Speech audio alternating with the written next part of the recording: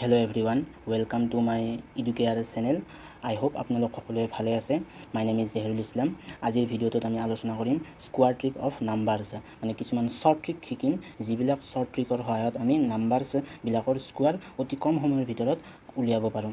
So সেইবিলাক numbers আমি ইয়াতে লৈছোঁ। প্ৰথমতে আমি সেইবিলাক নাম্বাৰছ ল'ম যিবিলাক নাম্বাৰছৰ ইউনিট ডিজিটটো কি থাকে 5 থাকে, যেনে 35, 45, 55 ইউনিট ডিজিটবিলাক কি আছে, এই নাম্বাৰছবিলাকৰ 5 আছে।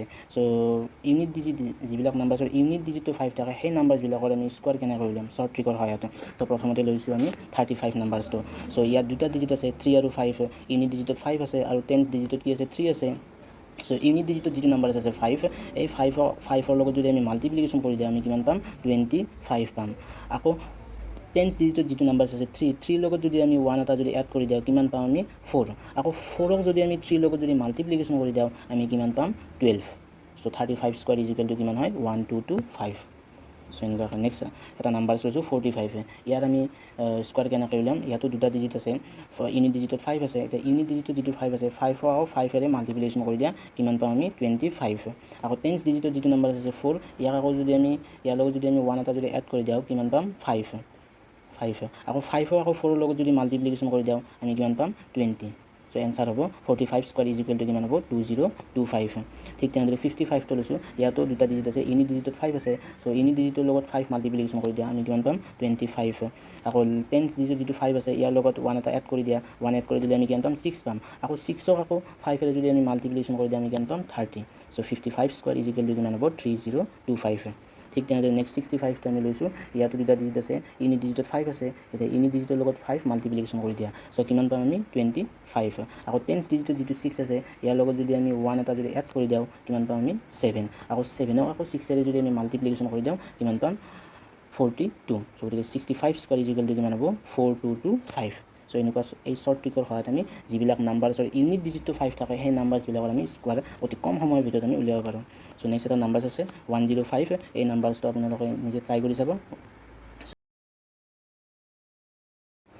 চ' এইবাৰ আমি সেইবিলাক নাম্বাৰছ ল'ম যিবিলাক নাম্বাৰছৰ নেকি ইউনিট ডিজিটটো 5 নহয় আৰু যিবিলাক নাম্বাৰছ 25 আৰু 75ৰ মাজত আছে সেইবিলাক নাম্বাৰছৰ আমি স্কোৱাৰ ওলাম। চ' তাৰ কাৰণে আমি প্ৰথমতে আমি কি কৰিম, বেছটো 50 বুলি আমি ধৰি ল'ম আৰু এটা ফৰ্মুলা আছে, সেইটো হ'ল 25 প্লাছ মাইনাছ নাম্বাৰছ। চ' এক্সাম্পল এটা ল'লে বুজি পাব। চ' নাম্বাৰছটো আমি ধৰি লৈছোঁ 44। চ' এই 44 এটা নাম্বাৰছ যাৰ ইউনিট ডিজিটটো 5 নহয় আৰু এই নাম্বাৰছটো 25 আৰু 75ৰ মাজত আছে। চ' ইয়াৰ যদি আমি স্কোৱাৰ উলিয়াব লাগে, চ' ইয়াৰ কাৰণে আমি কি কৰিম, শ্বৰ্ট ট্ৰিকটো হ'ল, চ' এই যিটো আমি বেছ আমি 50 লৈছোঁ, 50 যিটো আমি বেছ হিচাপত লৈছোঁ, এই 50ৰ পৰা কিমান ছাবট্ৰেক্ট কৰিলে আমি 44 পাম। চ' অভিয়াছলি সেইটো আমি সেইটো হ'ব নাম্বাৰটো হ'ব 6, মানে 50ৰ পৰা যদি আমি 6ক যদি ছাবট্ৰেক্ট যদি আমি কৰি দিওঁ চ' আমি নাম্বাৰছটো পাম 44। চ' এতিয়া এই যিটো 6 পালোঁ আমি, এই 6ৰ যদি আমি স্কোৱাৰ যদি ওলাই দিওঁ আমি কিমান পাম 36। চ' 36 পাম। চ' এতিয়া এই যিটো ফৰ্মুলা দেখিছোঁ আমি 25 প্লাছ মাইনাছ, এতিয়া এই 25ৰ পৰা এই 6টো যদি আমি ছাবট্ৰেক্ট কৰি দিওঁ, চ' ইয়াতে যদি প্লাছ 6 পালোঁ হয় আমি এড কৰি দিলোঁ হয়। চ' ইয়াতে আমি ছাবট্ৰেক্ট পাইছোঁ সেইকাৰণে আমি ছাবট্ৰেক্ট কৰি দিম। চ' 25ৰ পৰাই 6 যদি আমি ছাবট্ৰেক্ট কৰি দিওঁ আমি কিমান পাম 19 পাম। চ' 19 পালে, চ' ইয়াতে পুট কৰি দিয়া এইখিনি ইয়াতো। চ' 19টো 36ৰ লগত আমি একেলগে লিখি দিলোঁ। চ' এনচাৰটো হ'ব এইটো 1936, মানে 44 স্কোৱাৰ ইজ ইকুৱেল টু 1936।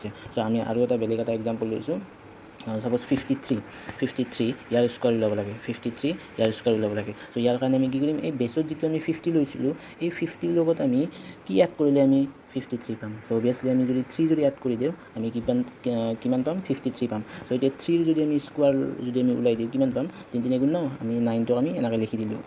চ' এতিয়া এই যিটো ফৰ্মুলাত লিখিছিলোঁ আমি 25 প্লাছ মাইনাছ, এই 25ৰ লগত আকৌ এতিয়া 3টো এড কৰি দিয়া, 25ৰ লগত যদি আমি 3 যদি এড কৰি দিওঁ আমি কিমান পাম 28। চ' 28টো ইয়াতে পুট কৰি দিয়া। চ' 28টো পুট কৰি দিলে আমি কি পালোঁ 2809। চ' আমি 53 স্কোৱাৰ ইজ ইকুৱেল টু কিমান হয় 2809। চ' এনেকৈ 25 আৰু 75ৰ মাজত যিবোৰ নাম্বাৰছ আছে যাৰ ইউনিট ডিজিটটো 5 নহয়, চ' সেইবিলাক নাম্বাৰছৰ স্কোৱাৰ এনেকৈ আপোনালোকে উলিয়াব পাৰে। চ' নেক্সট এইবাৰ লওঁ আমি সেইবিলাক নাম্বাৰছ ল'ম এইবাৰ যিবোৰ নাম্বাৰছ নেকি 75 আৰু 125ৰ মাজত আছে আৰু যাৰ ইউনিট ডিজিট 5 নহয়। চ' এক্সাম্পল হিচাপত এটা নাম্বাৰ লৈছোঁ। চ' তাৰে আগত আমি আগৰটোৰ নিচিনাকৈ এইবাৰ আকৌ বেছ আমি 100 হিচাপত ধৰি ল'ব লাগিব, বেছ 100 হিচাপত ধৰি ল'ব লাগিব। আৰু এক্সাম্পল এটা লৈছোঁ, নাম্বাৰ যিকোনো এটা নাম্বাৰ লৈছোঁ এক্সাম্পলৰ কাৰণে 94। চ' ইয়াৰ আমি স্কোৱাৰ উলিয়াব লাগে। ত' ইয়াৰ কাৰণে আমি কি কৰিম, এই যিটো বেছত আমি 100 হিচাপত লৈছোঁ, এই 100ৰ পৰা কিমান ছাবট্ৰেক্ট কৰিলে আমি 94 পাম। চ' অভিয়াছলি আমি 6 ছাবট্ৰেক্ট কৰিব লাগিব, 6 ছাবট্ৰেক্ট কৰিলে 94 পাম। চ' এতিয়া 6ৰ যদি আমি স্কোৱাৰ যদি আমি ওলাই দিওঁ, আমি কিমান পাম, 6 × 6 36 পাম। এতিয়া কি কৰিম, আগৰটোত আমি কি কৰিছিলোঁ 25 প্লাছ মাইনাছ কৰিছিলোঁ। চ' ইয়াতে 25 প্লাছ মাইনাছ কৰিব নোৱাৰা। ত' ইয়াতে কি কৰিব লাগিব, যিটো নাম্বাৰৰ আমি স্কোৱাৰ উলিয়াম সেই নাম্বাৰটোৰ পৰা আমি 6টো ছাবট্ৰেক্ট কৰিম। চ' 94ৰ পৰা আমি যদি 6 যদি আমি ছাবট্ৰেক্ট কৰি দিওঁ, আমি কিমান পাম 88। চ' 88টো ইয়াতে পুট কৰি দিয়া। চ' এনচাৰটো হ'ব 8836। তাৰমানে আমি 94ৰ স্কোৱাৰ আমি কিমান পালোঁ 8836। চ' এনেকৈ উলিয়াই ল'ব পাৰে। ঠিক তেনেদৰে আৰু এটা এক্সাম্পল লৈছোঁ 103। চ' ইয়াৰ স্কোৱাৰ উলিয়াব লাগে। চ' ইয়াৰ কাৰণে আমি কি কৰিম, চ' যিটো বেছত আমি 100 ৰাখিছিলোঁ, চ' 100ৰ লগত আমি কিমান এড কৰিলে 103 পাম। চ' অভিয়াছলি 3 এড কৰিব লাগিব। আকৌ 3ৰ স্কোৱাৰ কিমান হয়, 3 যদি আমি স্কোৱাৰ কৰি দিওঁ কিমান পাম 9 পাম। এতিয়া আকৌ এই যিটো নাম্বাৰৰ স্কোৱাৰ উলিয়াব লাগে, চ' সেই নাম্বাৰটোৰ লগত 103টো যদি আমি এড কৰি দিওঁ, আমি কিমান পাম 106। চ' 106টো যদি ইয়াতে যদি আমি পুট কৰি দিওঁ, চ' আমি এনচাৰটো কি পাম 10609। চ' এইটো হ'ল 103ৰ স্কোৱাৰ। চ' এনেকৈ 75 আৰু 125ৰ মাজত যিবোৰ নাম্বাৰছ আছে সেইবিলাক নাম্বাৰছৰ স্কোৱাৰ উলিয়াব লাগে। চ' এইটো ট্ৰিকত আপোনালোকে অতি কম সময়ৰ ভিতৰতে স্কোৱাৰ উলিয়াই ল'ব পাৰে। চ' ইয়াৰ পিছত এটা ফৰ্মুলা আছে। ফৰ্মুলাটো ইউজ কৰি গ'লে আপোনালোকে যিকোনো নাম্বাৰছৰ স্কোৱাৰ উলিয়াই ল'ব পাৰে। চ' আমি অলপ আগত কি উলিয়ালোঁ 75 আৰু 125ৰ মাজত যিবোৰ নাম্বাৰছ আছে, বা আপোনাৰ এইটো 25 আৰু 75ৰ মাজত যিবোৰ নাম্বাৰছ আছে সেইবিলাক আমি এনেকৈ উলিয়াই লৈছোঁ ছেপাৰেটকৈ। কিন্তু এই যিটো ফৰ্মুলা আছে AB square is equal to A square 2AB B square, এই যিটো ফৰ্মুলা আছে এই ফৰ্মুলাটোৰ সহায়ত আপোনালোকে যিকোনো এটা নাম্বাৰছৰ স্কোৱাৰ ওলাই ল'ব পাৰে। চ' এক্সাম্পল হিচাপত লৈছোঁ নাম্বাৰ লৈ চাপ'জ 64 এটা নাম্বাৰ এটা লৈছোঁ 64। ইয়াৰ স্কোৱাৰ উলিয়াব লাগে। চ' ইয়াৰ কাৰণে আমি কি কৰিম, 6টোক A বুলি ধৰি ল'ব প্ৰথমতে, আৰু 4টোক B বুলি ধৰি ল'ব। চ' 6টোক A বুলি ধৰি ল'ব আৰু 4টোক B বুলি ধৰি ল'ব। চ' এই যিটো ফৰ্মুলা A স্কোৱাৰ, চ' তাৰমানে ইয়াতে কি হ'ল 6 স্কোৱাৰ ইকুৱেল টু কিমান হ'ব 36। 2AB 2 × Aৰ ভেলু কিমান আমি পাইছোঁ 6, আৰু Bৰ ভেলু কিমান পাইছোঁ আমি 4। 2AB আৰু B স্কোৱাৰ, Bৰ ভেলু কিমান 4। চ' 4 স্কোৱাৰ ইকুৱেল টু কিমান হ'ব 16। চ' 36 এইখিনি তিনিটাক যদি আমি মাল্টিপ্লিকেশ্যন কৰি দিওঁ আমি কিমান পাম 48। আৰু ইয়াতে কি আছে, আৰু নেক্সট কি আছে নাম্বাৰটো 16। চ' এতিয়া আমি কি কৰিম, এই যিটো 6টো আগতে পুট কৰি দিয়া 6, আৰু বাকী কি থাকিল 1 থাকিল। 1ক যদি আমি 48ৰ লগত যদি আমি এড কৰি দিওঁ আমি কিমান পাম 49 পাম। চ' 49 পালে 9টো যদি আমি পুট কৰি দিওঁ বাকী কি থাকিব 4 থাকিব। আকৌ সেই 4টোক 36ৰ লগত এড কৰি দিয়া। চ' 4টোক যদি 36ৰ লগত যদি আমি এড কৰি দিওঁ আমি কিমান পাম 40 পাম। চ' এনচাৰত আমি কিমান পাম 4096। চ' 64 স্কোৱাৰ ইজ ইকুৱেল টু কিমান হ'ব 4096। চ' এনেকুৱা আপোনালোকে এই যিটো ফৰ্মুলা, এই ফৰ্মুলাটোৰ সহায়তো আপোনালোকে যিকোনো এটা নাম্বাৰছৰ স্কোৱাৰ অতি কম সময়ৰ ভিতৰত উলিয়াই ল'ব পাৰে। চ' আশা কৰিছোঁ আপোনালোকে চাগে ভালদৰে বুজি পাইছে।